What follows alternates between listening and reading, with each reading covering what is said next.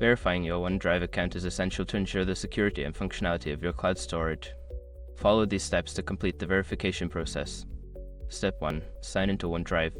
Open your web browser and go to the OneDrive website. Enter your Microsoft account credentials to log into your account. Step 2. Check for verification notifications. Once logged in, look for any notifications or prompts regarding account verification.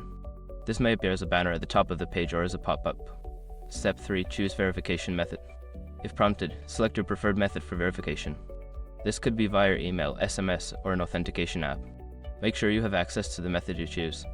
Step 4. Enter verification code. After selecting the verification method, you will receive a code.